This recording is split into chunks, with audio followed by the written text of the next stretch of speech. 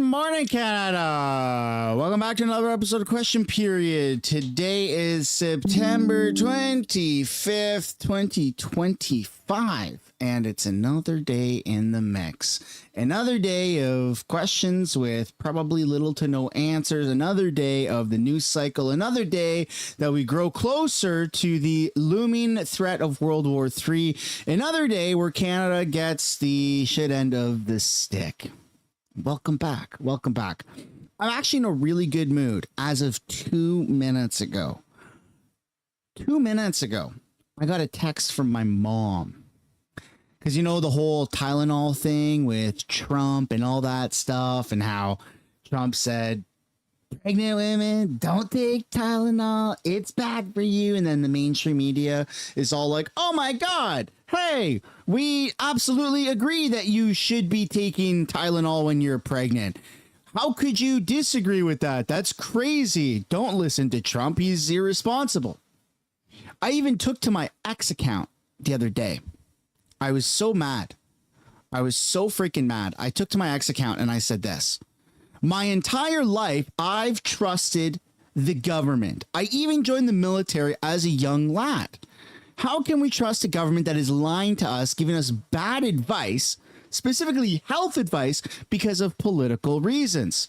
Tylenol themselves in 2017 say not to use their products during pregnancy, but Health Canada, see, Tylenol says we actually don't recommend using any of our products during pregnancy. But Health Canada somehow knows best. After Trump said what he said in the White House, Health Canada said acetaminophen is recommended. It's the recommended treatment during pregnancy. So here's what I did. I sent my mom, right before I started the video, right before I started the live stream, I sent my mom this video right here, okay? And medical health experts has released an important statement on pregnancy and pain medication. It's part of a study in the British scientific journal Nature. And here's what it does. It cautions pregnant women about using acetaminophen. And that is the active ingredient in Tylenol and many other medications that so many of us use to relieve pain or fever. CBC Health and Science reporter Christine Burak has the details. The statement is backed by nearly 100 scientists and doctors from around the world. They insist a higher level of caution is needed when pregnant people use fever and pain meds that contain acetaminophen, including Tylenol. Oh my goodness. Wait, hold on a second. I thought it was okay. The authors don't have any new evidence showing the drug harms a developing fetus, but their statement does say a growing body of experimental and epidemiological research suggests that prenatal exposure to acetaminophen might alter fetal development, which... So a pregnant woman consuming acetaminophen might alter the fetal development, which in turn increase the risk of certain neurodevelopmental, reproductive, urogenital disorders. Could in turn increase the risks of certain neurodevelopmental, reproductive, and urogenital disorders. Hold on a second. So I sent this to my mom earlier this morning because, you know what it's like with old people and your family and stuff that are like, oh my God, did you hear what Trump said? So my mom, just minutes ago, said, in response to that video, crazy, eh? Trump was right to push this agenda. I will give him that.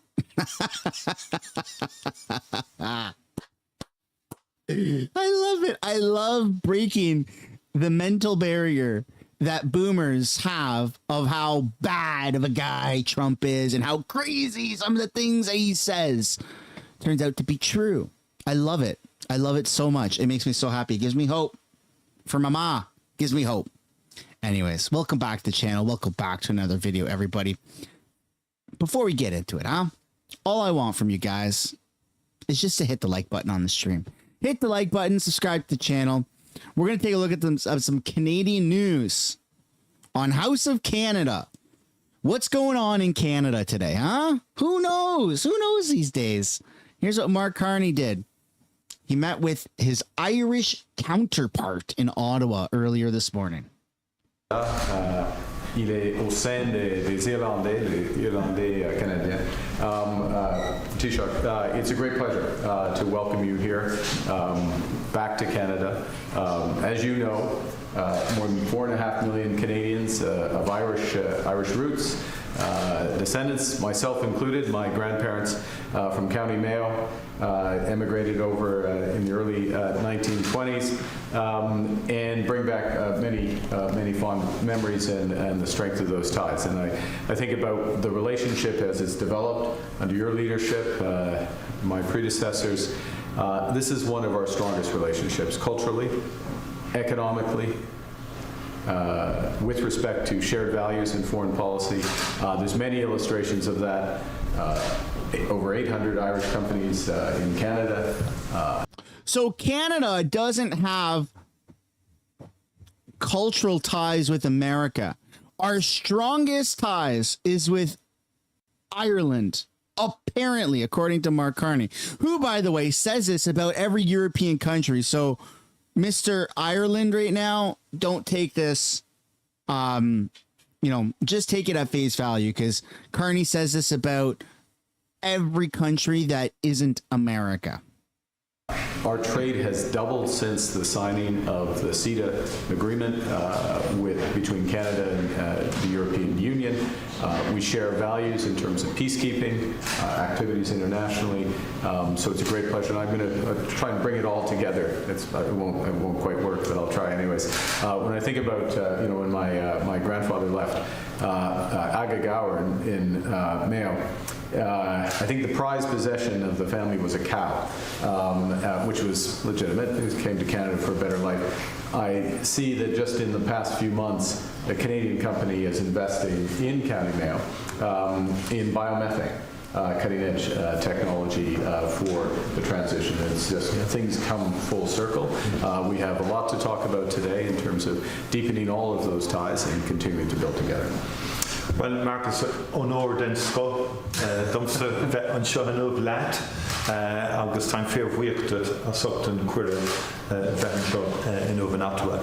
Just in our Gaelic language, I thank Mark for the invitation and to say it's a special honour and pleasure for me to be here in Ottawa today with Mark, and in particular to celebrate and to reflect on the enduring relationship between Ireland and Canada. Since famine times and before famine times, Irish people have been coming to Canada, and it has evolved and developed into a very rich relationship. I mean, that's where our East Coasters are from, right? Like Newfoundland, Labrador and stuff. They're all from like Irish descents. I think it sounds all similar. I don't know what the hell he's saying. Sounds like a Newfoundland friend of mine. Who to be the guy, right? We share similar values in terms of our commitment to multilateralism and to a peaceful order in the world and to conflict resolution, and looking at issues through the prism of humanitarian law and moral framework. In terms of the relationship when I say it has evolved, economically, it's very substantial. And we're publishing an economic report today which kind of illustrates that, the very strong presence of significant Canadian companies in Ireland, creating up to 22,000 jobs in Ireland, and over 30,000 jobs in Canada created by a lot of Irish companies, hundreds of Irish companies who are located in Canada. And we will be ratifying the CETA deal. We have a pathway. We'll be ratifying. We will be ratifying CETA. The government has approved that and be coming before Parliament. We're a small open trading economy. We depend on trade. And Canada and Ireland, it's growing exponentially since CETA came into play. And we're also looking at strengthening the cultural dimension as well, and that sort of historic link since the famine. And I think 2027 is the 180 years anniversary of that, so that's an opportunity, and through research and higher education as an EU member state. I think we have the presidency next year, and we're looking forward to working with Canada in that context. Absolutely. Very good. So if you're wondering what business does Canada have with Ireland, that would be a phenomenal question to ask. And with a quick search of the Googles here, you can see that in 2023, the total bilateral merchandise trade between Canada and Ireland was approximately $4 billion. Canada only exporting 726 million and importing 3.3 billion. So that 4 or 5 times, right? We're not really selling a whole lot to them, but we're buying a lot from Ireland. I don't really know what we're buying. Doesn't really matter, but we're strengthening our trade, which means Canada is spending more money buying things instead of selling. That's the liberal Canada that we live in. Is when we strengthen our trade deals, it's Canada buying more from other countries rather than selling more. Kind of weird. Very weird, if you ask me. But at least Carney didn't pick a fight with America, right? CNN, or not CNN, oh my goodness. Canadian CNN, CTV, is saying it's very wise that Prime Minister Carney avoids commenting on Trump's UN speech, as if Trump's UN speech was horrible. I thought it was phenomenal. I posted a video about it. It got almost 200,000 views. People loved it. I loved it. Trump's speech at the UN was great. They're trying to kill the guy. They cut the power off to the escalator, which is a huge hazard for any world leader, not to mention the president, who, by the way, there was already multiple assassination attempts on him. Let's have a look here at Canadian CNN. Minister will be leaving for London. He'll be there for the rest of the week. He's set to meet with political and business leaders, and he's expected to be there to look for new economic opportunities for Canada. He's also going to be meeting with the leaders of Iceland, Australia, Spain, and Denmark. It comes, of course, on the heels of a trip to the United Nations this week in New York. Last week, he was in Mexico trying to strike a deal advancing economic and security ties. I want to bring in CTV's political commentator and former NDP leader, Tom Mulcair. Tom, good morning. Always great to see you. Morning, Marcia. How did Carney do at the UN this week? Let's start there.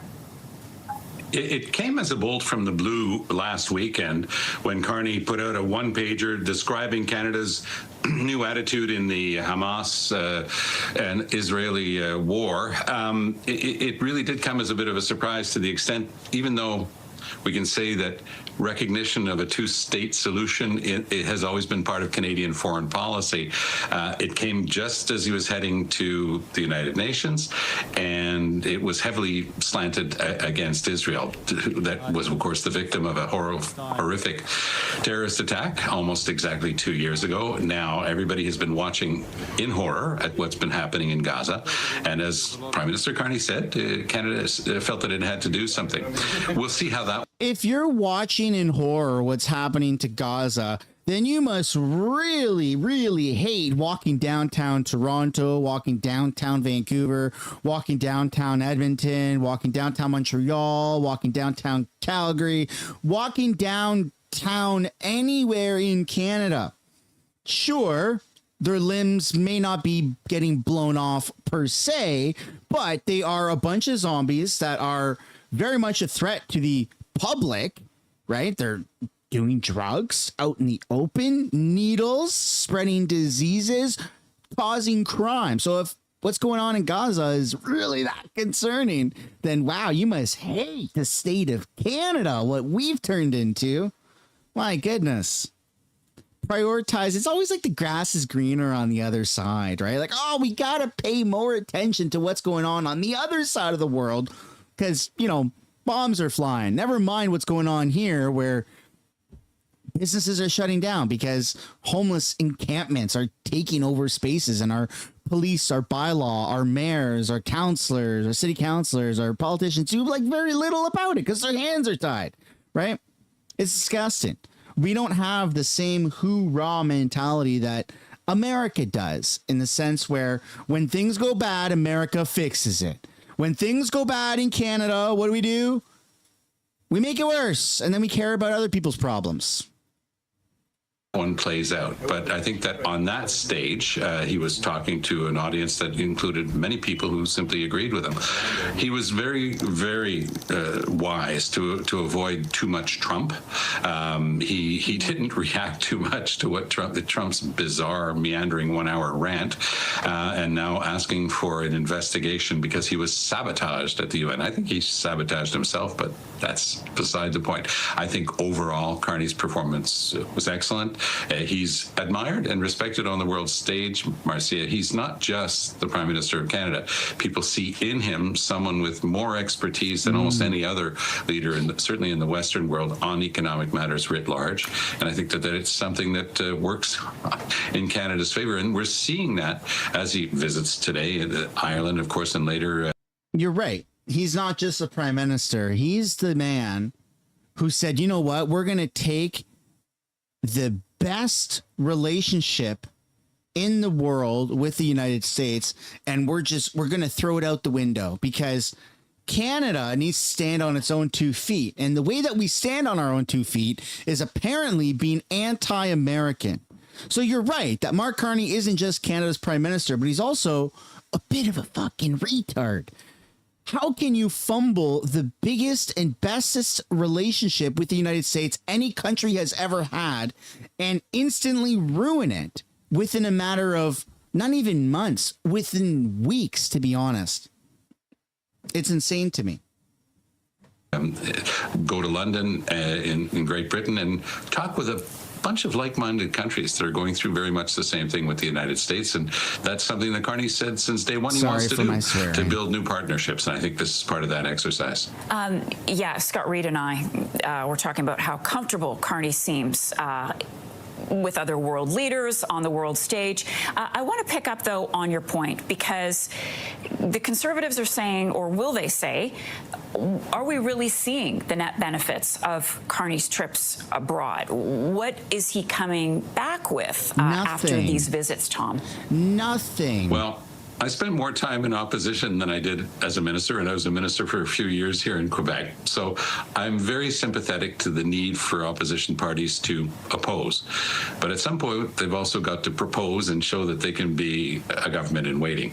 They can't have it both ways on the Conservative side. They can't, on the one hand, constantly say this is an unparalleled crisis, we've got to do something about it, and then the minute the Prime Minister goes to the United Nations or goes to Great Britain to do just that, to deal with it on the international stage in New York, at the UN, to deal with it with international partners in London. They can't say, well, where are you? What's happening? You're not taking this seriously. That's the problem with the Conservatives' constant nagging approach. All you got to do is this. All you got to do is that. And when they say things like that, Marcia, they're just showing their total lack of experience.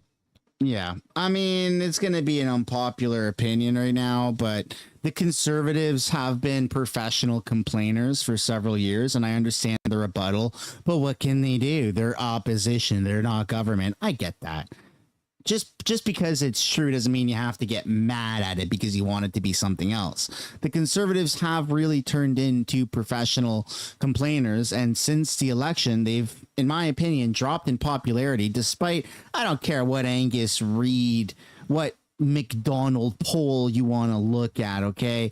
It's all there. It's all there. Pierre's popularity and the Conservative Party's popularity is iffy right now because they're just professional complainers. Now, it's nice to see Pierre back in the House. He does what he does best. He complains during a fun debate, which eventually turns into absolutely nothing. I think that there needs to be a shift in the Conservatives' approach. Now, if you're looking for me to provide what that shift should look like, I'm not a politician. I don't have that answer. I can say something is wrong without pointing out the solution because I'm not the guy that gets paid to fix it. The Conservatives are the people that are supposed to be paid to fix it. So they can't just be professional complainers. They have to be able to provide solutions to a lot of things. And yes, they do a lot of things. But a lot of their repeated, like axe to tax. Like, come on, man, come on. He really said axe to tax in the past couple of weeks. Like, that's ridiculous. and expertise. That's why Carney is so appreciated. And the Canadians generally see in Carney somebody who knows what he's doing, who can handle these big things. Can the Conservatives continue talking to their base successfully? Absolutely. And they did very well in the last election, and they were only a few points off from the Liberals. But that was down from the 28% lead that they had, and some of that has to do with attitude. If the attitude is constantly nagging, constantly complaining, constantly finger pointing, constantly saying that the other guys are just no good, when Carney is respected and considered very good by everybody else in the world, maybe the Conservatives are the ones who are offside here. Tom, will Yeah, I don't agree with that. I don't think that Carney is respected around the world. I mean, they said the same thing about Justin Trudeau. They said that Trudeau was respected around the world, and they defended Justin Trudeau until his final couple of weeks, and then he resigned. So what Paul Mulcair is saying there doesn't really hold any weight, but there does need to be a bit of a shift in how the Conservatives are going about things. They weren't too far off with the popular vote, but right now the same type of slogans and the same axe attack stuff, it just needs to change. We just need some form of change, not just government, but how they're also delivering the message. 4 years out of the last 30 is how often or how many years the Conservatives have held a majority government. 4 out of 30. You can hate me for saying the truth, or you can look at the facts that something needs to change. Well, good morning, everyone. And it's great to be back in Vaughan alongside Minister Sarkaria and Lecce and Tabolo, as well as PAs Gruwell and Smith.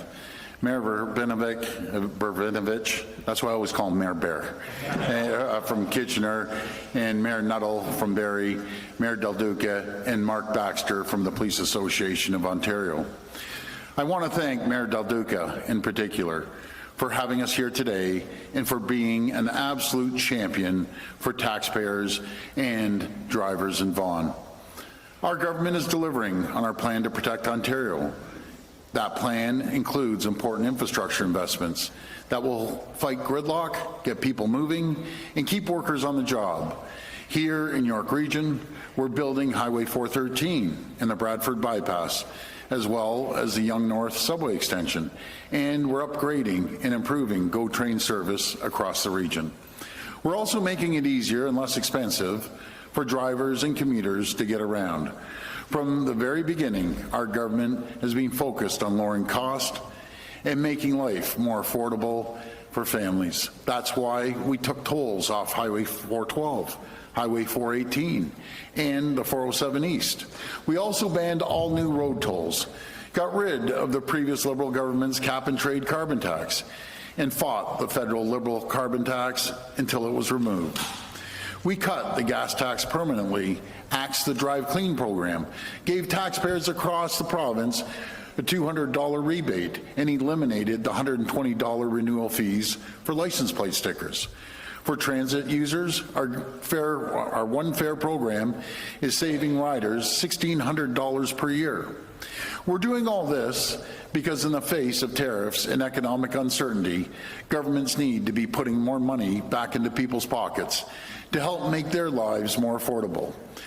But unfortunately, too many governments are doing the opposite. They're increasing taxes and taking more money out of people's pockets. Over the last few years, we've seen municipalities across the province use municipal speed cameras as nothing more than a cash grab. Drivers across the province have received tickets for going just a few kilometers over the speed limit. And the worst part is, people who are issued a ticket don't know how to fight it or make their case. As municipalities have seen how easy it is to make a quick buck by installing new speed cameras, more and more cameras have been set up across Ontario. Today, just 37 of Ontario's 444 municipalities still support speed cameras because of the problems that we've all seen firsthand. So just put that into perspective, folks. There's 37 that want to gouge the taxpayers, and there's 407 He's not doing a good job of reading his teleprompter. They don't need speed cameras, and there's alternative ways of slowing down traffic.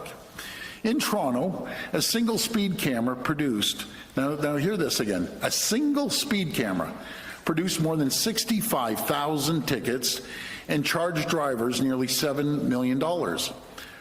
In Waterloo Region, municipal speed cameras issued close to 55,000 tickets in the first 6 months of the program. Insane. And here in Vaughan, municipal speed cameras hit drivers with more than 30,000 tickets in just 3 weeks before Mayor Del Duca showed true leadership, stepped in, and put a stop to it. I want to thank Mayor Verbinovich for, I'm going to get this down pat, Verbinovich, okay, for fighting against speed cameras in his city. I want to acknowledge Mayor Nuttall for his efforts to take out speed cameras in Barrie. And Mayor Lovett from Stouffville gave me a call and told me he's taking them out and putting it in front of council this week, along with all the other councils and mayors of the 407 municipalities that do not have speed cameras. These mayors are standing up for the taxpayers, and I'm grateful for their leadership, because enough is enough. In a few weeks, our government will introduce legislation to ban speed cameras in Ontario to protect taxpayers and drivers and stop them from being gouged.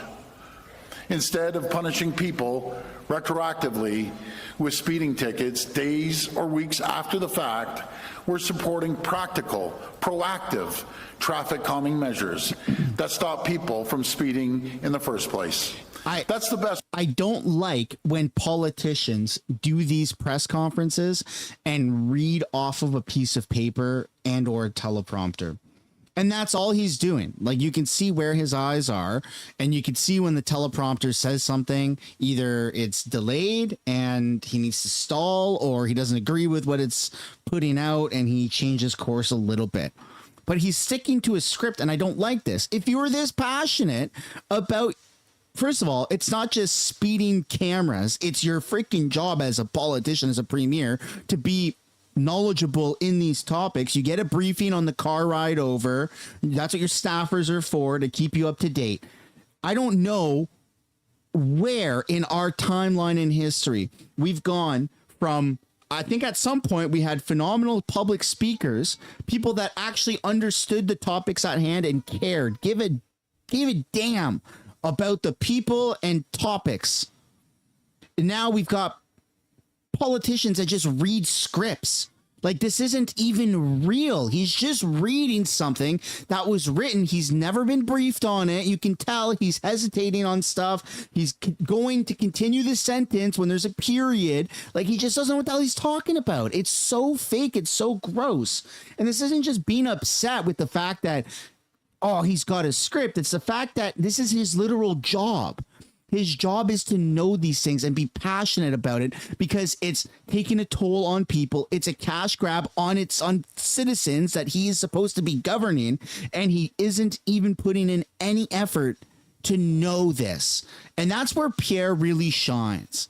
And I will give Pierre Poilievre the benefit of the doubt on that one. Like, Pierre is so phenomenal at speeches and at public speaking, where all other politicians, in comparison to Pierre Poilievre in Canada, are just trash when it comes to public speaking.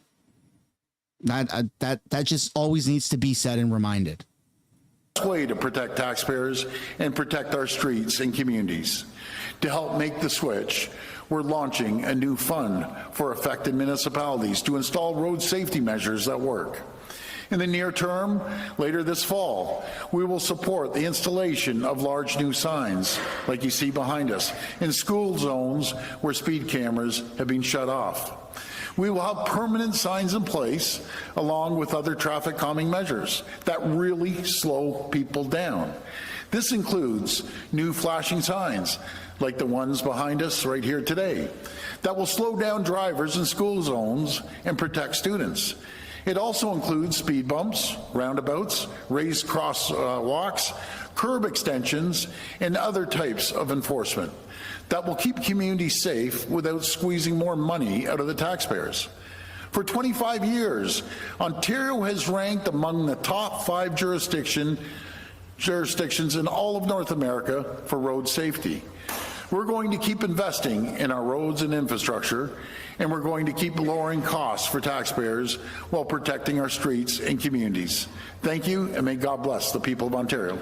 There's just no authenticity. It's gross. I hate to see this. It drives me nuts. And this is what angers me about Canadian politics is it's just the same little song and dance from people that are reading their scripts and doing their thing. And that's why Pierre surged to popularity, is because Pierre Poilievre was able to brand himself as an authentic person. And I genuinely think that he was a little bit more authentic a little bit in the past, in 2023 and in 2024 during his election campaign. I felt like he was very authentic. I even attended one of his rallies in Nanaimo. It was really good. But I'm not here to like criticize Pierre and bash him. Doug Ford and Liberals like Doug Ford, they just stick to a script. You can see they're not looking the cameras in the eyes. They're not looking people in the eyes. They're looking at teleprompters. You can always tell. Just like this. See how weird this looks? You see how I'm looking? I'm not looking at the camera. I'm probably reading something. That's what they do. Okay? They're not real, genuine people. It's gross. I hate when people do that. If you're talking to a camera, look at the camera. If you're talking to people, look at people. You learn this basic skill in school, for crying out loud. It's weird. It's bizarre. It's not genuine. Anyways, we're going to take a look at what everyone here came for. Question period. The most authentic part of Canadian politics. Am I right? Before we get into it, though, I do want to encourage y'all to hit the like button and subscribe if you haven't yet already. Huh? Does really help grow the channel. Remember, W's are reserved for when something really fun happens. L's are reserved for usually when the Liberals speak. Let's have fun today, huh? Here we go, folks. Learning and committing action every day and ensuring that no Indigenous child should ever again feel invisible, neglected, or unworthy. Let us remember the children. Excuse me, l'honorable député de Berthier-Masquinongé. Moi, je vous entends même pas là pour les... We don't have any interpretation into French. We're not hearing interpretation. Is interpretation working now? Now, it's good? Okay, if the member could start from the top, please. I apologize for that. Thank you, Speaker. September 30th is the National Day for Truth and Reconciliation, also known as Orange Shirt Day. We remember the Indigenous children who were taken away through the residential school system, and we honor their families and communities who continue to feel the weight of that loss. Orange Shirt Day began with Phyllis Webstad in Williams Lake, British Columbia, also the hometown of my seatmate, who just at 6 years old had her new orange shirt taken away on the first day of residential school. That shirt has become a symbol of what was stolen and a reminder that every child matters.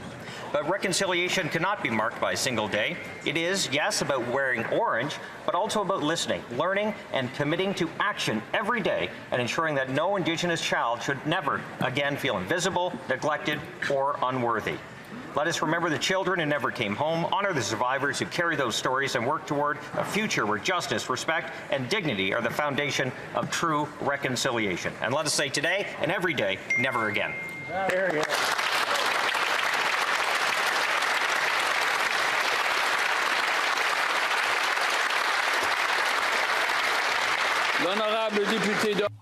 The Honourable Member for Orléans. Mr. Speaker, 50 days ago, our magnificent green and white flag, a symbol of Franco-Ontarians, was raised for the first time in Sudbury. Today, along with the Minister of Canadian Identity and Culture and the Minister for Official Languages and colleagues from across Canada, we proudly raise the flag on Parliament Hill. Ontario is home to the largest Francophone population outside Quebec. I'm proud to be the Member of Parliament for Orléans, which is a vibrant Francophone community rich in linguistic diversity and is also home to the Mouvement d'Implication Francophone d'Orléans. Every day I see how proud my constituents are to live, work, learn, and thrive in French. On this historic day, I join Franco-Ontarians across the province in celebrating our beautiful language. May our flag continue to fly proudly for another 50 years. Thank you very much.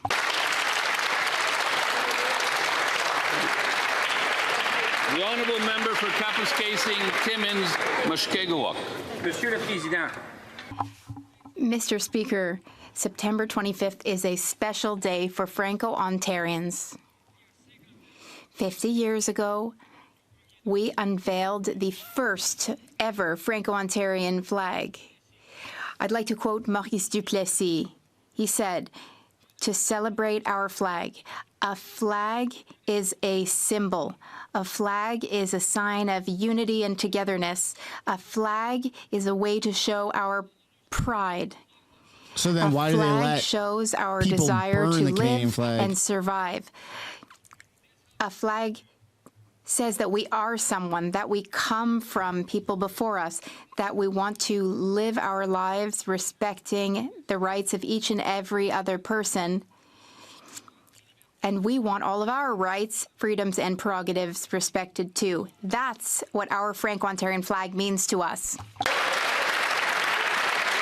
Hit the like button, guys, if you haven't yet already.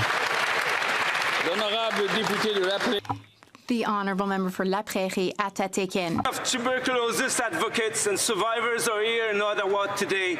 They've come from across Canada and across the world to raise awareness among parliamentarians about the ancient infectious disease that remains the deadliest in the world. Their tireless effort have pushed government worldwide to act on TB. Despite the successes, TB still claims the lives of over 1.2 million people each year. Here in Canada, TB disproportionately affects Indigenous communities, as we've seen with recent outbreaks in Nunavut. Canada has been a global leader in our fight to end TB. Our investment in the global funds have helped to save countless lives, and Canadian researchers have helped to transform the way we can detect and treat TB. As the United States pulls back from our world, Canada's continued leadership is critically needed to end this deadly disease. Join me in thanking the advocates here today who are working tirelessly to achieve this work.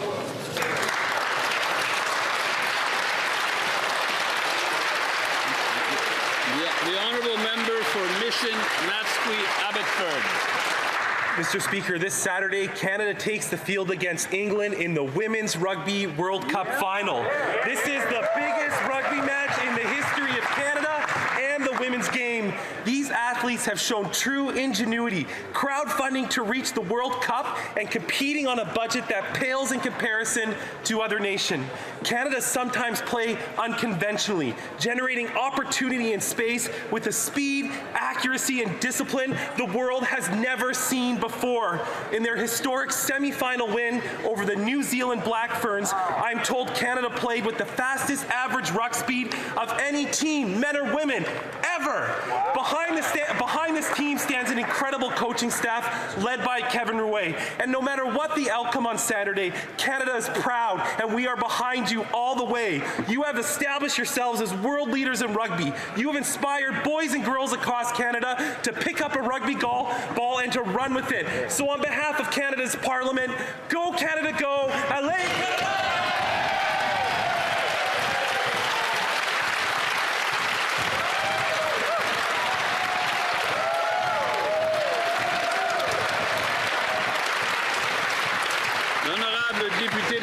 The honourable member for Shefford. His time Today is all out of October place. 1st, International Seniors Day. Let's think about those who built Quebec. Let's find solutions to problems that affect them, especially, such as mistreatment and loneliness. They're also facing a rising cost of living. That's why we will table a bill to enhance OAS for Canadians aged 65 to 74. We want to put an end to age-based discrimination. Inflation directly penalizes those living on a fixed income. We will also take action so that those who want to continue to work will not be penalized. Our social safety net is supposed to give seniors a dignified life and retirement, and today is the best day to remember that. The honourable member for Ottawa-Vanier, Gloucester. Mr. Speaker, As a Franco-Ontarian, I raise the Franco-Ontarian flag. We are very proud. Today we're celebrating the 50th birthday of the Franco-Ontarian flag. It's a powerful symbol of our identity, our pride, and our contribution to Ontario's cultural richness. As a proud Franco-Ontarian, I commend all communities and all Francophiles who contribute to enriching our culture and showcasing our identity. We need to rise and celebrate. We need to take our place and keep it today and tomorrow. Long live the Franco-Ontarian community. Long live the Francophonie. Happy Franco-Ontarian Day. The honourable member for Vernon Lake Country, Monashee. This Liberal government has failed to do its job by letting the Canadian Food Inspection Agency order the slaughter of a herd of ostriches with no transparency or communication to farmers or Canadians. Since the beginning, and apparently unlike the CFIA, I've actually met with the farmers and raised their concerns publicly. These farmers love their animals. Senior academics are begging for access to potential research on diseases. Canadians are traveling from all over across the country in outrage. This communication fiasco has been allowed to escalate into a crisis, and now tens of thousands of Canadians have raised their voices on the issue, wanting to know why.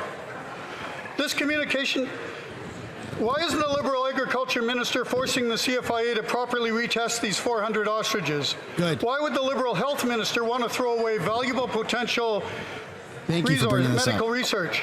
The nation is watching and Canadians demand answers. Thank you. Thank you, Scott. Why won't you explain yourselves? Thank you, Scott.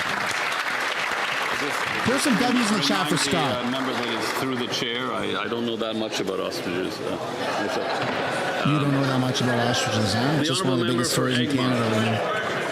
Mr. Speaker, since the beginning of this year, Atlantic Canada has experienced a troubling increase in gender-based violence. Women and girls across our region continue to endure violence, often from current or former intimate partners with tragic consequences. This ongoing crisis highlights a harsh reality. When circumstances become difficult, women often suffer. Breaking down the barriers that prevent women from living safely and freely is more urgent than ever. Ensuring security and justice is essential not only to protect lives, but to create conditions where women can fully participate and contribute to society. Building on what my colleagues have shared earlier this week, we must recognize and support the strength of survivors and the dedication of those working tirelessly to address this issue on the ground. As we continue Gender Equality Week, I want a world where my nieces and all women and girls can live free of fear and can thrive. Here, here. The honourable member for Edmonton West. Mr. Speaker, every dollar this Liberal Prime Minister spends comes right out of the pockets of Canadians. The Parliamentary Budget Officer says the deficit this year is going to be at least $26 billion higher than the projection just 6 months ago. These money-printing deficits drive up the cost of everything we buy, and that is why we have an inflation tax. And nowhere is this more evident than at the grocery store. In August, food inflation outpaced all other inflation by 84%. Food prices have climbed 48% faster in Canada than in the U.S. Under the Liberals, Canadians are paying 33% more for beef sirloin, 26% more for soup, and 20% more for sugar. The Daily Bread Food Bank warns visits will increase millions above last year, and Canadians are going without meals. The Prime Minister said he would be judged by the price of groceries. Well, the verdict is in. He's a high-promising, low-delivering failure. The honourable member for Prescott Russell Cumberland. All right, folks, hit the like button on the stream. Mr. Speaker, today we are celebrating Franco-Ontarian Day. I'm feeling good about it. I think we're going to hear Pierre talk about the ostriches. This year is particularly special as we're also marking the 50th anniversary of the Franco-Ontarian flag. This flag remains a living symbol of pride and unity for Ontario's Francophone community. This week in Prescott Russell Cumberland, people are celebrating this historic day with flag-raising ceremonies and celebrations in Castleman, in Rockland, Hawkesbury, Saint-Albert, Embrun, and Alfred. And so many other celebrations have occurred in all communities in the riding. Each of these events showcases French language and culture. To this wonderful community, thank you for enriching the National Capital Region, Ontario, and all of Canada. Happy Flag Day and Happy Franco-Ontarian Day.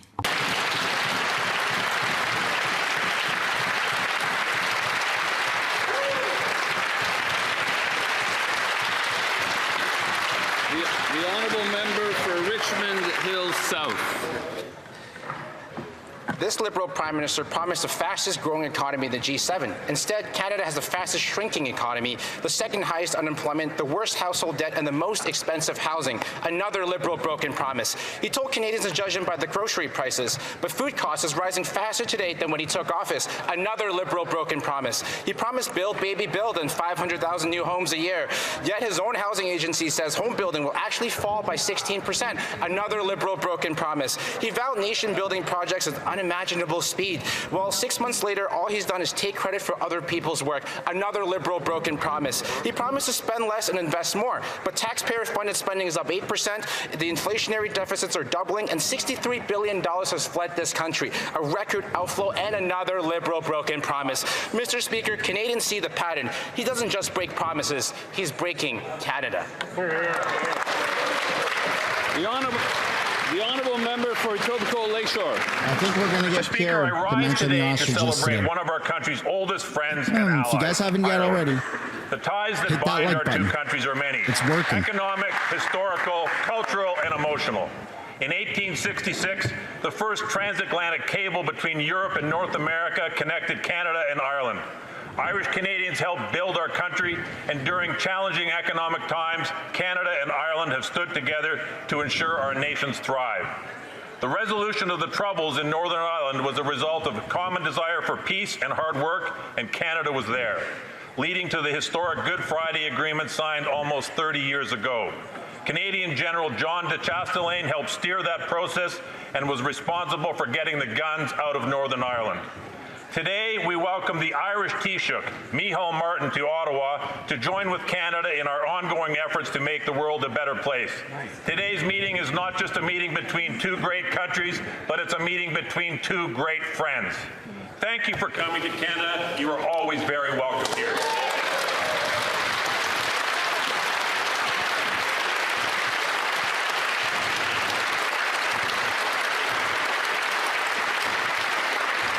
Here we go. Oral questions. Oral questions. Honorable Leader of the Opposition, Pierre Poilievre. Who better bring up the ostriches today? With another pointless and costly trip, the Prime Minister is fleeing scandal, inflation, and crime, and problems related to the Public Safety Minister here at home. Mr. Speaker, this minister has lost track of 600 criminals here in Canada. He broke the promise to hire 1,000 CBSA officers and admits that the program to hassle farmers and hunters will not help Canadians. When will the Prime Minister start protecting Canadian lives and fire that minister? The Honourable Minister of Finance. Mr. Speaker, I'd like to thank the leader for his question. Yes, indeed, the Prime Minister is traveling around the world to build a strong economy. And yes, this government will come up with a generational program to build Canada, a budget to grow Canada, to create jobs all across Canada. Instead of criticizing, the Conservative leader should stand up and congratulate the Prime Minister, who is building relations, building a stronger country, and that is what we are doing on this side of the House, is building a future for Canadians. The Honourable Leader of the Opposition. Other costly and useless photo op tour to escape the inflation, criminality, housing price crisis, and of course the scandal around his public safety minister. That minister who lost track of 600 foreign criminals on our streets, broke the Liberal promise to hire 1,000 new border guards, and was caught on tape admitting that the Liberal plan to harass farmers and duck hunters has nothing to do with saving lives and everything to do with preserving the Prime Minister's political fortunes. Will the Prime Minister put Canadian lives first and fire this minister? Honourable Minister of Finance. Speaker, it's another day, but it's the same old conservative, Mr. Speaker. On this side of the House, we're about building the future. We're going to present a budget that's going to build this nation, Mr. Speaker. It's going to be a generational investment in our future. Canada. We're going to build a country. We're going to build jobs. We're going to create the opportunities for young people in this country. We're going to build the strongest economy in the G7, and we hope the Conservative will vote for this budget because it's about building our nation, Mr. Speaker. The Honourable Leader of the Opposition. My mother and people like her actually built this nation, and today is my mom's birthday. Thank you. And it reminded me that even when my school teacher parents were struggling, we always had delicious, nutritious meals, meat and potatoes on our plate, and we had to eat all the broccoli. But when I called her today for her birthday wishes, she said grocery prices are terrible. I didn't have the heart to tell her, Mr. Speaker, that the Prime Minister's bait and switch is the culprit. Will the Prime Minister give my mother the ultimate birthday gift and end all Liberal taxes on groceries? The Honourable Minister of Jobs and Family. I wish the member opposite's mother a happy birthday. But I'm also very sad to tell her that her son voted against the school nutrition program. Yeah, that backfired a little bit. And Mr. Speaker, I think she'd be really disappointed because when I was there and I spoke to teachers and volunteers and met with students, they talked about how this healthy nutrition break for their students helped those students reach the goal of careers like architect, teacher, engineer, tradesperson. The Honourable Leader of the Opposition. Well, my mother, as a substitute teacher, sometimes taught math, and she would not be happy with the Parliamentary Budget Officer's report today, Mr. Speaker, which reveals that this Prime Minister is more expensive than even Justin Trudeau. The PBO reports that the deficit is now 2/3 higher than the one Trudeau left behind. Over the next 5 years, this Prime Minister will add an amazing $300 billion of additional inflationary debt, twice what Trudeau would have added, all of which will add to the cost of living for Canadians. Why is it how is it possible that any Prime Minister could have been more expensive than Trudeau? The Honourable Finance Minister. Mr. Speaker, let me start by wishing the mother of the Leader of the Opposition happy birthday. And I'm sure that she's looking at the TV today, Mr. Speaker. Question. I have good news for his mother, Mr. Speaker. We cut our taxes, Mr. Speaker, along with 22 million Canadians. I don't know his mother, Mr. Speaker, but I know in her heart she must be proud of this Liberal government. That we cut taxes, that we're fighting for families, that we're going to build the country of the 21st century. Standing ovation. This is getting weird. They're focusing too much on Pierre's mom. Leader of the Opposition. Mr. Speaker, I can confirm he definitely does not know my mother. In fact, my mother knew how to budget better than anyone. She could stretch a dollar farther. In fact, I think she should come in here as the finance... Here's mom for finance minister. We sure wouldn't have a PBO report showing the government adding 1/3 of $1 trillion of extra deficits. We know that every single dollar this Prime Minister spends comes out of the pockets of hard-working Canadians. Why don't they know that? All right, throw a W down. That's pretty good. Keeping on the theme of mothers, one thing I know about mothers is that every mother is certain that no child should go hungry. And so it is particularly disappointing to see the members opposite, many of them who I know are mothers as well, voting against the school nutrition program that is making sure that no matter a kid's circumstance, they've got the nutrition to learn and grow. Mr. Speaker, we'll always stand up for Canadian families on this side. The Honourable Leader of the Opposition.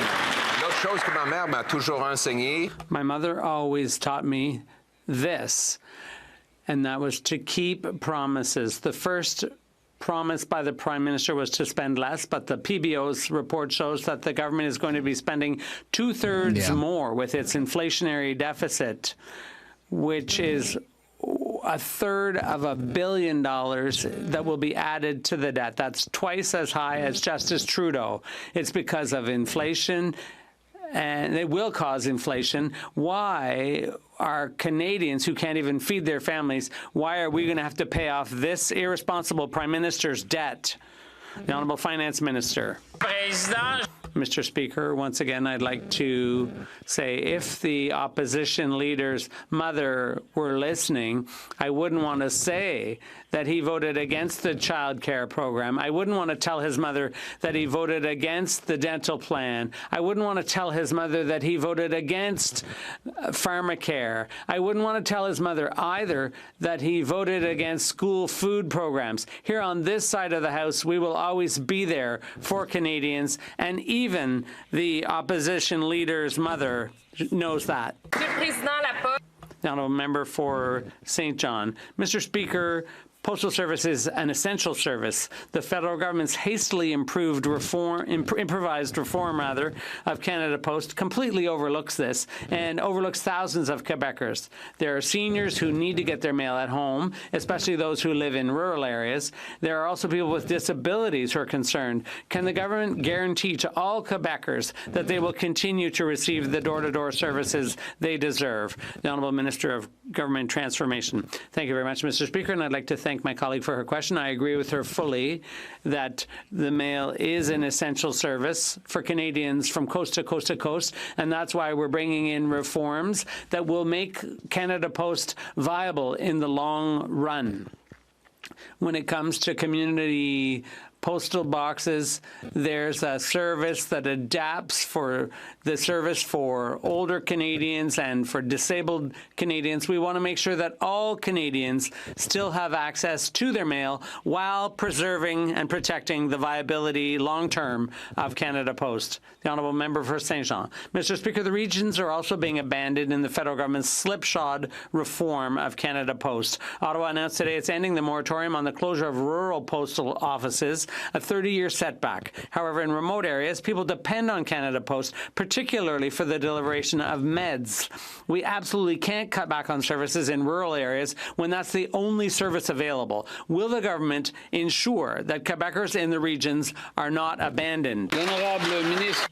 The Honourable Minister of Government Transformation.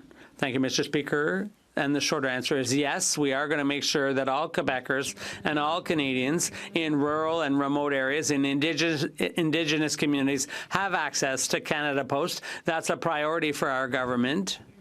And the community boxes were created in the 90s. Many of those areas have now become suburban, but we will certainly preserve service to rural and remote areas.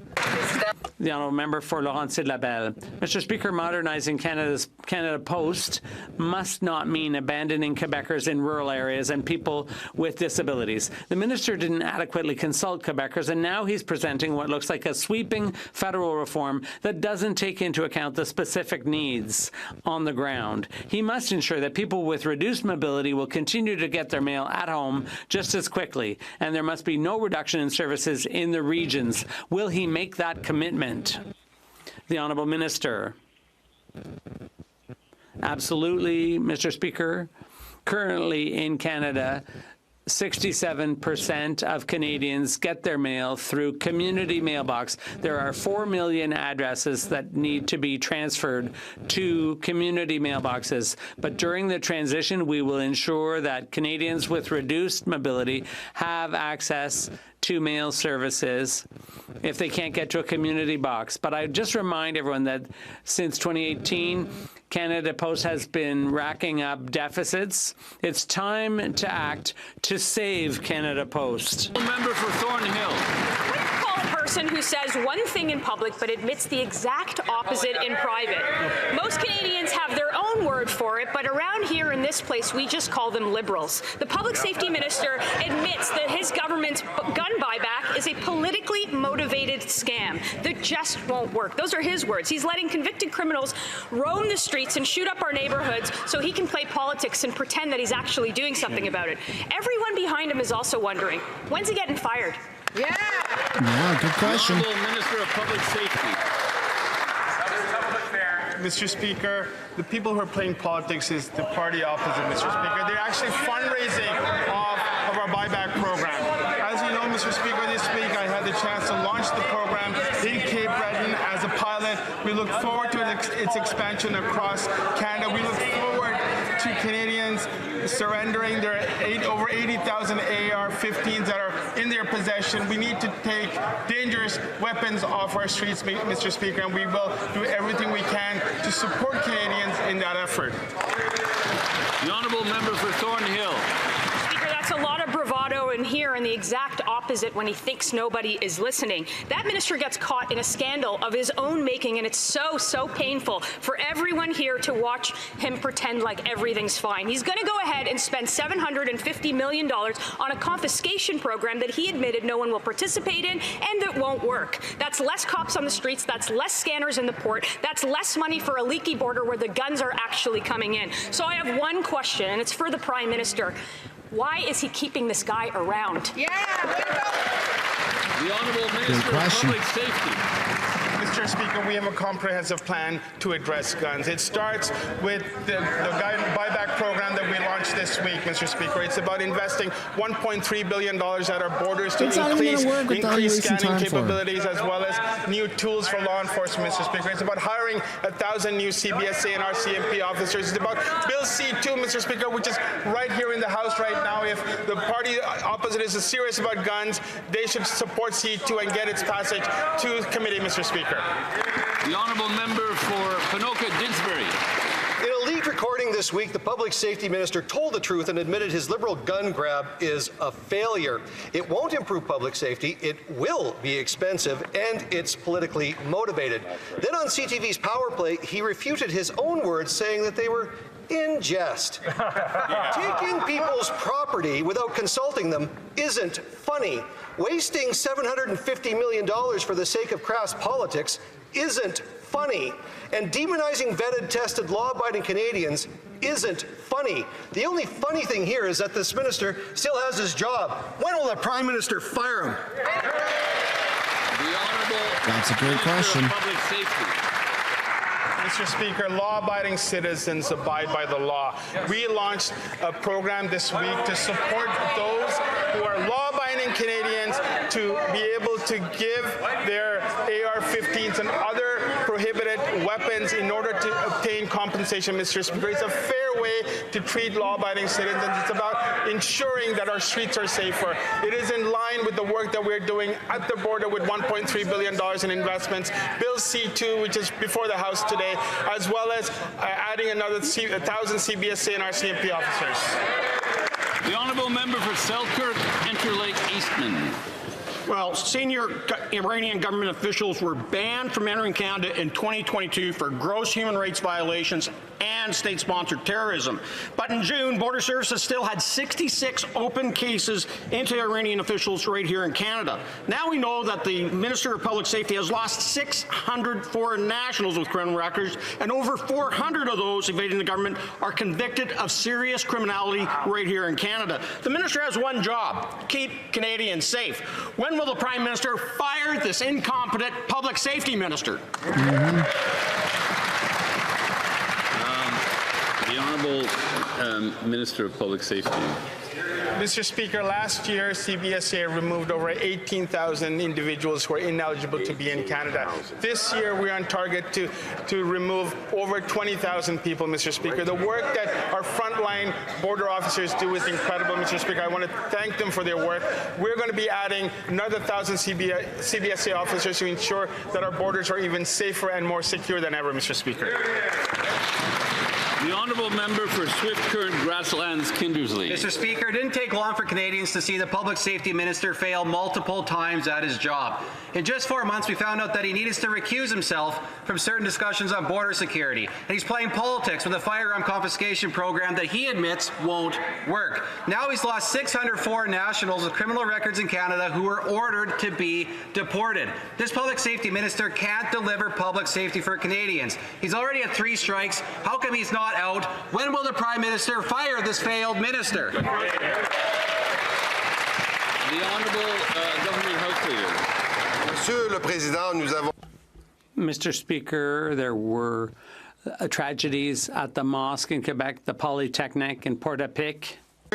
And Canadians have told us very clearly that they want access to assault-style weapons of war to be limited.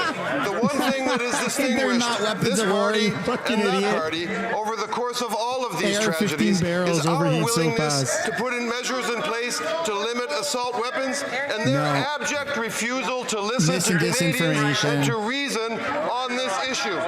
They need to listen to Canadians and get serious about assault rifles. The Honourable Member for Charlebourg-Haute-Saint-Charles.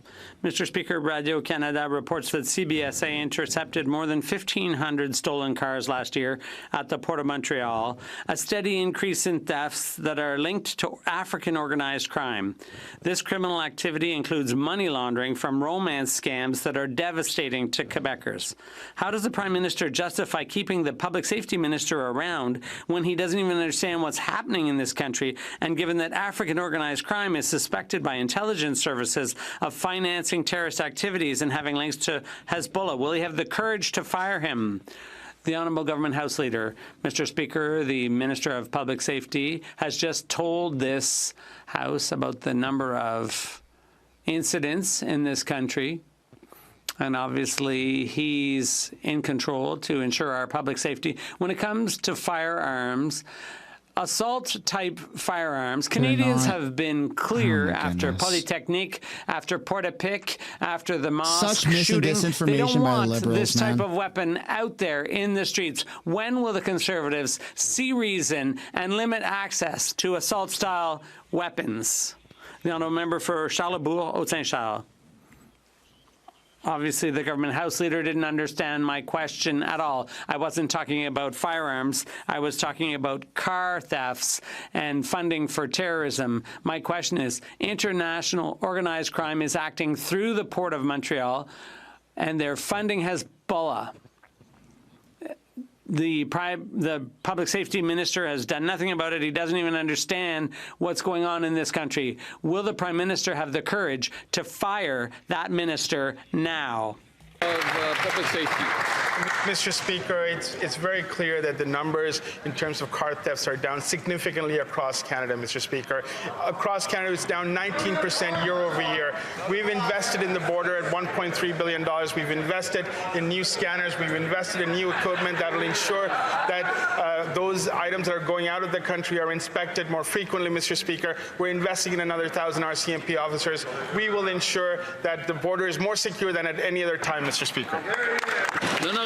The Honourable Member for Rivière-du-Nord. Mr. Speaker, the Quebec government announced it wants to prevent the Hells Angels from displaying their colours. But Quebec would not need to take action if the federal government did its job and banned patches in the criminal code, which comes exclusively under federal jurisdiction. The Bloc even introduced a bill along those lines in 2017. All parties voted against it. Quebec, once again, is therefore forced to do the federal government's job because no party here has the courage to tackle organized crime. Will the government finally take responsibility and ban wearing the symbols of organized crime? The Honourable Minister of Justice. Thank you, Mr. Speaker. Before I start, I'd like to thank my colleague for the question. As members know full well, we introduced a new bill to protect communities from hate. Speaker, includes the criminalization of the willful promotion of hatred using specific hate symbols. Of course, as the honourable member knows, the decisions as to which groups that are included are subjected to the terrorist organizations listed in the criminal code, which it does and should reflect the independent advice of the national security apparatus in this country. Thank you. The veteran has spoken. The Honourable Member for Rivière-du-Nord. Mr. Speaker, Sean Bill Fraser should have C9 stayed retired. Would ban wearing the swastika. It also would ban wearing symbols associated with groups on the list of terrorist entities. But the government doesn't have the courage to do exactly the same thing with organized crime, like the Hells Angels. Their patches represent organized crime, murder, and the rise in gang violence that worries all Quebecers. Seems to me that this is a hateful enough symbol that the Liberals should ban it. What are they waiting for? The Honourable Minister of Justice. Mr. Speaker, the bill specifically includes symbols that intentionally promote hate, including Nazi symbols, and at the same time, who's got a Nazi the symbols symbol? of terrorist organizations. The decisions as to which organizations are treated as terrorist organizations in this country are made independently by the national security apparatus. However, should the honourable member wish to put this to the parliamentarians through the committee process, he has something he can do: vote in support of this legislation, send to committee, and say his piece in front of all members. The honourable member for Calgary East. Justin Trudeau tried to make groceries the most expensive in Canadian history. This Prime Minister said, hold my champagne. In August, food inflation outpaced overall inflation by 84%. And now the Parliamentary Budget Officer said the deficit could soar to $70 billion. It's these Liberal deficits that fuel the inflation tax that made grocery prices go up. Why is this Prime Minister so obsessed with making grocery prices more expensive than Justin Trudeau did? Yeah. The Honourable Minister of Jobs and Families. Mr. Speaker, the school nutrition program is saving Canadian families on average $800 We're gonna have another a year really in food expensive, costs, Mr. Speaker, and that's just one example of the work that we've been doing to ensure that Canadians have an affordable quality of life. Mr. Speaker, the dental care plan in my riding is changing the lives of small business owners and artists who have gone for many years without dental care and who just for the very first time have been able to access affordable dental care. That's the kind of support that families expect, and that's what they get with the Liberal government. The honourable member for Calgary East. That food program is feeding bureaucracy and not kids. This finance minister made a grand show, said he was going to haul in all the grocery store CEOs and tell them what was on his mind and say, hey, buddy, you better lower the grocery prices or else. Then he doubled the deficit, making inflation go up, making food prices soar, and sending 2 million Canadians into a food bank. Why doesn't this finance minister haul in the real inflation culprit, the guy that sits beside him, the so-called budget expert, tell him to stop ballooning the deficit so food prices can actually come down? The Honourable Minister of Jobs and Families. Well, Mr. Speaker, if they won't believe us, maybe they will believe an actual kid. A grade 7 kid actually said this: an investment in healthy school food is a good idea because the healthier the kids, the healthier the society. School food matters to me. Confiscate her phone. She's using it as a prop.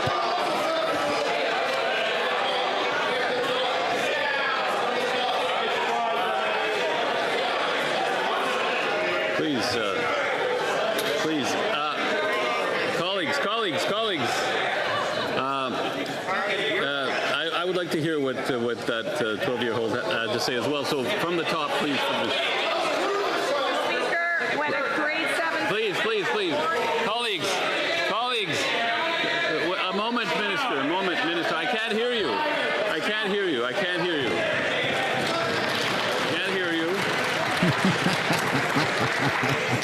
We're going to start from the top on that, so go ahead, please.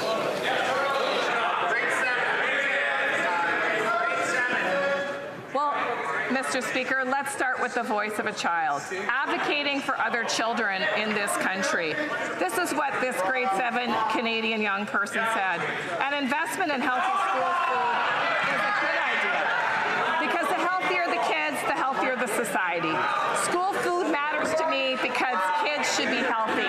And you know what, Mr. Speaker, I'm so proud of that empathetic grade 7 student who knows that young people It reminds me of Freeland, how Freeland would quote these random kids. Laughing at the compassion of children in our country. You guys remember that? Freeland would be like, a 5th grader just wrote to me.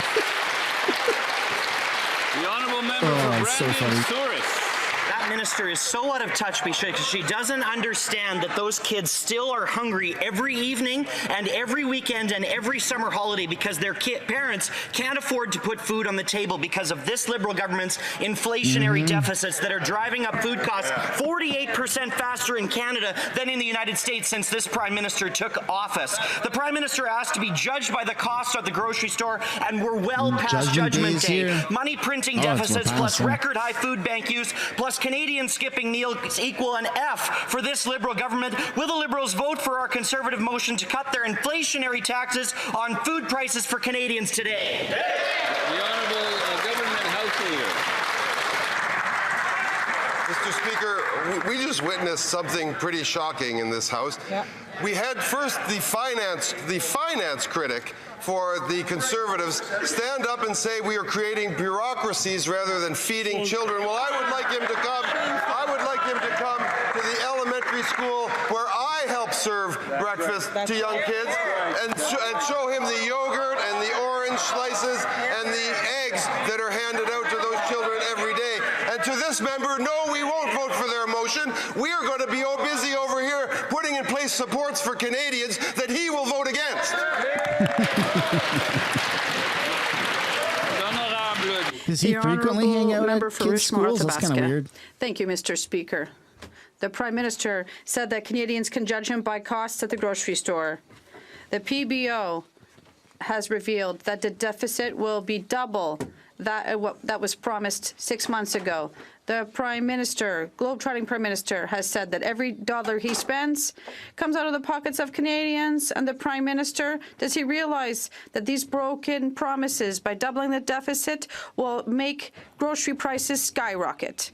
The Honourable Government House Leader. Mr. Speaker, since the question of food at schools, is being studied today, I'd like to ask my colleague to remember that the Quebec Breakfast Club, it was an excellent organization that goes out to schools, provides oranges, yogurt, eggs, waffles, and sometimes we could invite them to see the member to see what the impact on the ground is, to see how young people live at our schools. This is support that Canadians wish, and not just conservative rhetoric.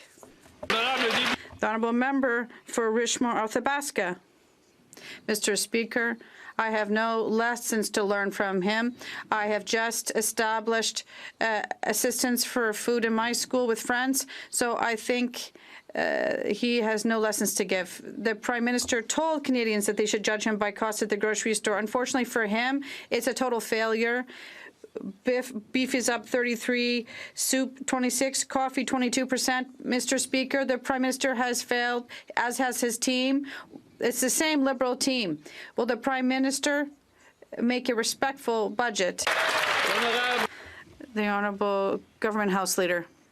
Mr. Speaker, my colleague will not only produce a respectful budget, but also a generational one that will provide job opportunities and economic growth and build this beautiful country. And I would ask the member if he would like to feed and provide school food programs to rise and to challenge his whip, who probably hasn't even met, and tell him that he will be voting. I would invite him to rise for people in his riding and in mind, and to support our school food program in Canada. The Honourable Member for Coquitlam, Port Coquitlam. Mr. Speaker, OCM, Canadians across the country are preparing to mark the National Day for Truth and Reconciliation on September 30th. This is an opportunity for us all to commemorate the history and legacy of residential schools and to honor survivors and their families. Can the Minister of Crown Indigenous Relations share with us the importance of this day and how Canadians can do their part to address the legacy of the residential school system and advance reconciliation? The Honourable Minister of Crown Indigenous Relations. Thank you, Mr. Speaker, and thanks to my colleague for the great question and the great work in his riding. On the National Day for Truth and Reconciliation, we honor the children who never returned home and stand with survivors, their families, and communities living with the legacy of residential schools. In response to call to action number 80, this day was established as a federal statutory holiday in 2021. Since then, our government has supported hundreds of community events every September 30th, including 339 this Tuesday across the country. I encourage my colleagues and all Canadians to participate in ceremonies or events in their communities to reflect, remember, and recommit to the ongoing work of reconciliation. The honourable member for Long Range Mountain. Mr. Speaker, every dollar this Prime Minister spends adds to the deficit and pushes the price of food higher for Canadian families. In fact, the Parliamentary Budget Officer revealed the deficit will be higher than he promised just 6 months ago. Runaway deficits drive up the price of everything we buy. It's a tax on working families. The Prime Minister said we could judge him by the prices at the grocery store. When will the Prime Minister finally admit that this is another broken promise? Well done. Honourable Secretary of State for Financial Institutions.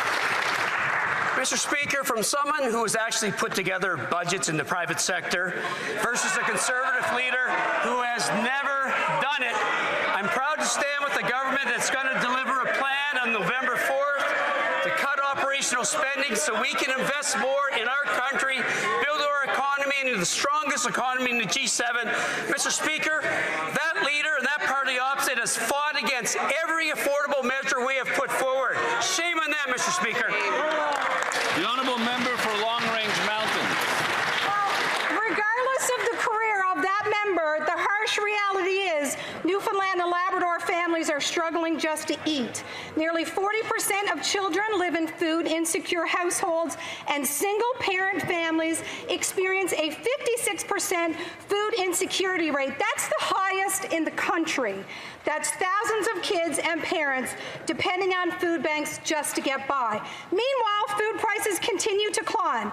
Does the Prime Minister understand his broken promises and skyrocketing deficits are making food unaffordable for all families? The Honourable Minister of Fisheries and Oceans.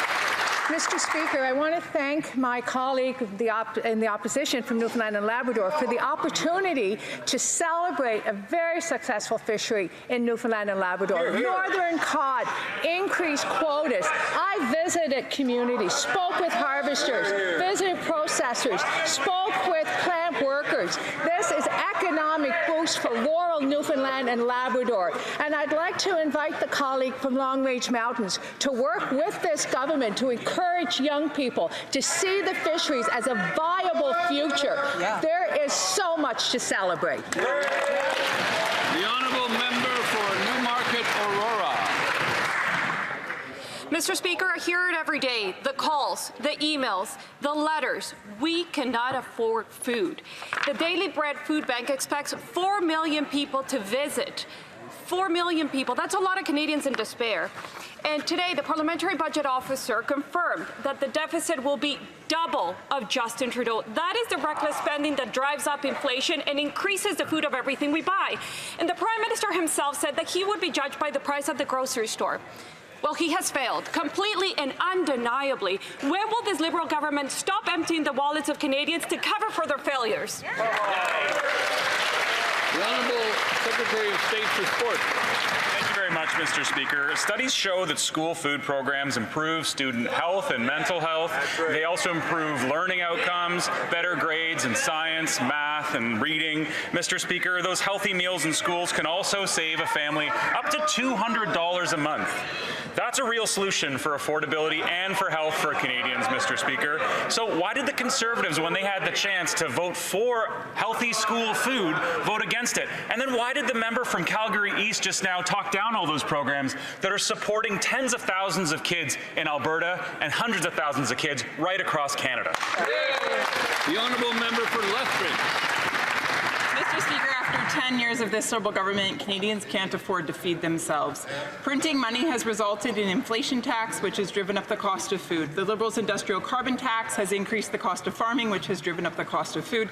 And food packaging tax installed by this Liberal government has also driven up the cost of food. Families are struggling, and the hardest hit among them are children. In Lethbridge, food bank use among kids is up 150% just in the last 4 years. 150%. Enough is enough. Will the Liberals support the Conservative motion to scrap the tax on food? Honourable Secretary of State for Children and Youth. Thank you, Mr. Speaker, and I'd like to thank the honourable member opposite for her question.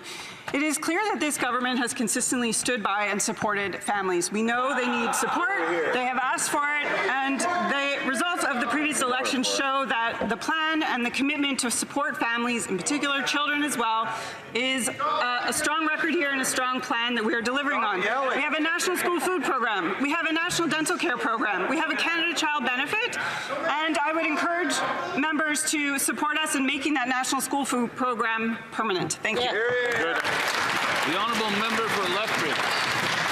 The member says that this Liberal government has stood by and supported families. Direct quote. I'd like her to tell that to Scott. Scott is in my riding. He has children and a wife. He works hard, but he finds it very difficult to make ends meet. We recently got off the phone, and he was telling me on that call that he's struggling to feed his family. And in fact, he and his wife are down to 1 meal a day in order to make sure that his kids get enough food and their bills can get paid. This is a hard-working family that isn't able to make it happen for them. They're struggling.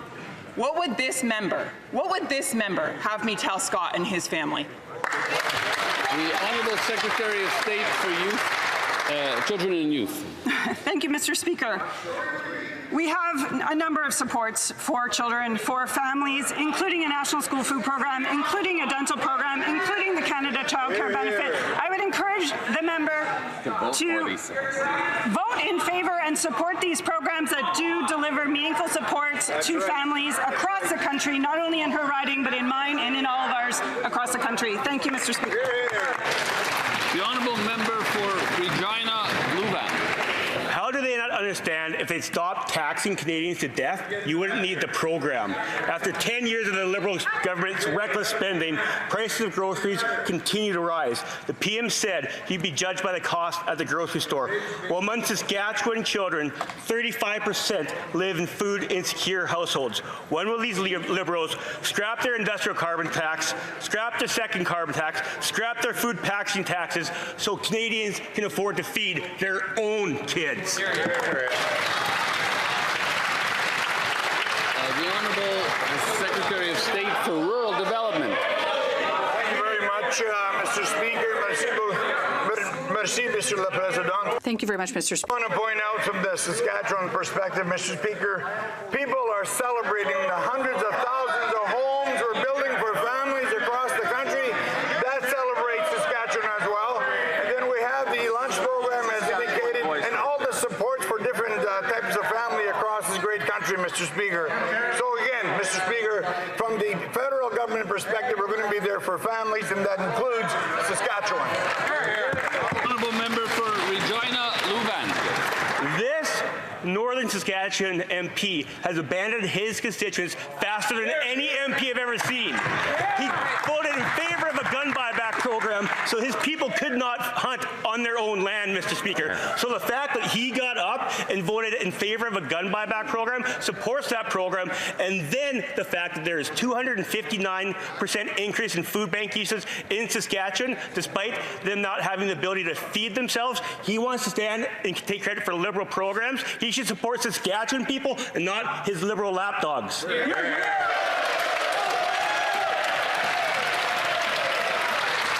Honourable Secretary of State for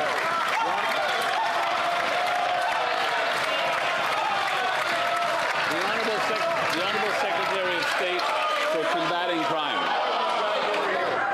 Mr. Speaker, the member references the compensation program for firearms. Mr. Speaker, these firearms have been prohibited for the last several several years. I want to thank the responsible gun owners that have stored these guns safely and now are waiting for a plan. And in this plan, they will be compensated for those firearms that are now prohibited, Mr. Speaker. I believe that this plan will get assault-style firearms out of our communities, which is essential and important. There is no place for these types of weapons in Canada. The honourable member for Hamilton East, Stony Creek. Breaking news in a bombshell report from Canada's independent fiscal watchdog. The Liberal government deficits are exploding. This means even bigger pile of debt for Canadians and also means higher prices on everything. Grocery prices are already up 70% over target, but the Liberals' plan is just to add more fuel to the fire. Our debt is exploding, our economy is shrinking, and the government's cupboards are bare. Why is this Prime Minister going ahead with his crazy budget to double the deficit and send even more Canadians to food banks? The Honourable Secretary of State for Financial Institutions. Mr. Speaker, I don't know where the Conservatives have been for the last 4 months, but we are laser focused on delivering affordability for Canadians. We've cut taxes for 22 million Canadians. We cut the GST for first-time homebuyers. Interest rates are down. And through Build Canada Homes, we're going to build homes at a scale not seen since the Second World War. It's time for the Conservatives to cut the rhetoric. Get on board. Join us. The honourable member for Hamilton East, Stony Creek.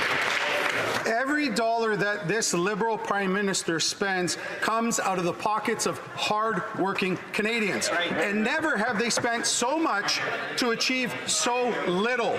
The Liberals lit a pile of money on fire to give us record food bank usages and grocery store prices that are 40% higher than before. The budget watchdog says that the Liberal deficits will now be twice the size of Justin Trudeau's. Will the Liberals change course and vote for our Conservative motion to stop the Liberal taxes on food? The Honourable Minister of International Trade. Mr. Speaker, the Prime Minister is building bridges internationally, and I have good news for Canadians.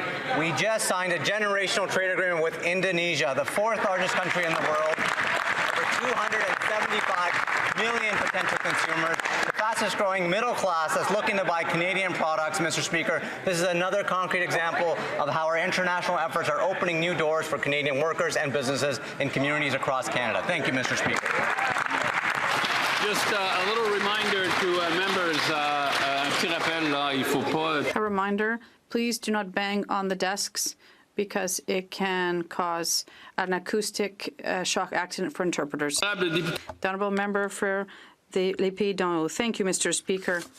I heard directly from the National Defence Committee about the remarkable work by the Canadian Armed Forces across Canada, and I was able to see yesterday this in person. While Canada is making generational investment in national defence, can the minister tell us how we're going to strengthen our military presence in Canada and across the world? The Honourable Minister of National Defence. Mr. Speaker, we know that our partners want to see Canada play a much bigger role internationally. Yesterday, we signed a new trade agreement with Indonesia to strengthen the participation of Canadian Armed Forces in military exercises in the Indo-Pacific region. And this deal also will help to create jobs. Thanks to this new agreement, we will see the armed forces at their best in this region. Thank you. For Langley Township, Fraser Height. The Prime Minister says to judge him by the cost of groceries. Well, the data is in and it's not looking so good for him. The Parliamentary Budget Office says that this Prime Minister's spending is going to outpace even Trudeau's reckless inflationary spending, driving up the cost of groceries. For seniors, Myrna from Langley says, I worked and planned for my retirement my entire life, and I was taking everything I have to live. So Myrna and many seniors want to know if this Prime Minister is going to stop eating their lunch with this never-ending cycle of inflationary spending and deficits. Yeah. The Honourable Secretary of State for Seniors. Mr. Speaker, seniors who built this country should never have to choose between paying for groceries or heating their homes. I I speak to seniors at my home riding in Esquimalt-Saanich-Sooke in British Columbia all the time, and they are proud of what this government is doing, that we've taken action that actually helps seniors in this country to age with dignity. We're cutting red tape. We're building homes faster. We're providing dental care for seniors that more than 2 million have already signed up for. On this side of the House, we have a great record. On that side of the House, they have a record of pushing retirement age higher, cutting benefits, and leaving seniors behind. Over here, seniors can trust this government. The honourable member for Kitchener Centre. Mr. Speaker, the PM said Canadians would judge them by the cost of the food at the grocery store. Because of Liberal spending, the average 2 bags of groceries now cost $150. You used to be able to fill 2 carts for that. According to the Waterloo Regional Food Bank, in the first half of September alone, over 15,000 people accessed their services. When will this Prime Minister show some understanding and urgency instead of constant deflection and delay while increasing deficits? The Honourable Minister for Northern and Arctic Affairs. Mr. Speaker, I want to talk about our success stories on this side of the stage. Our new government has focused on empowering Northern and Arctic communities with Indigenous-led solutions that work in the North. For example, in Inuvialuit Country Food Plant is distributing harvested muskox, reindeer, fish, and berries so families can count on country food year-round. Also, the Harvester Support Program has backed over 5,500 harvesters with freezers, fuel, gear, and keeping local food flowing and shared.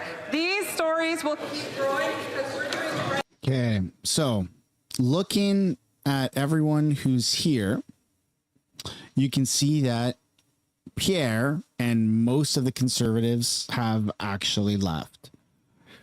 The main part of question period is over, ladies and gentlemen. I feel a little bit bad about rug pulling for those that are very much watching the theatrics of question period unfold, but this is unfortunately where my stream is going to end. Time to be a dad, time to move on with the rest of my day. I hope you guys enjoy your day. Stay tuned for more videos on the channel. Is it Thursday? We're not streaming we're not streaming tomorrow, and I think that they have all of next week off. I'm just gonna pull up the calendar right now so that we can take a little look-see-poo here together. They have next Monday and Tuesday off, so we'll be back on Wednesday, next Wednesday. Peace and love, everybody. Enjoy the rest of your day. Sorry for rug pulling you guys. Drop a like.